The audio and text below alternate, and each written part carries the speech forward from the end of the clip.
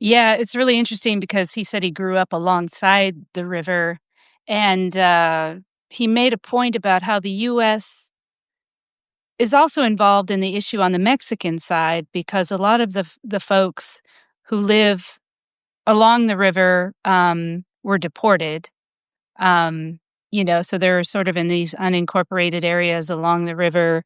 and they don't really have, very good housing. And then also there's the maquiladoras, these companies, many of them owned by US companies that are, their waste is going into the river. So is this very, sort of complex binational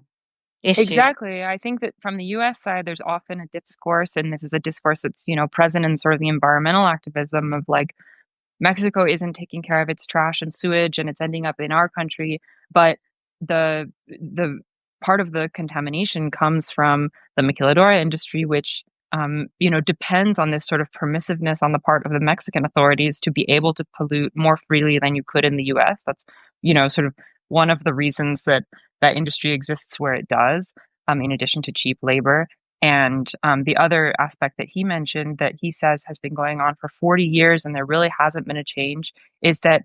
people who are recently deported from the United States often end up living in along the Tijuana River, Mm. in along the what's now a channel, and so some of the trash that is ending up in San Diego County is coming from people that are just caught in the middle of this, sort of failure to really resolve migration politics.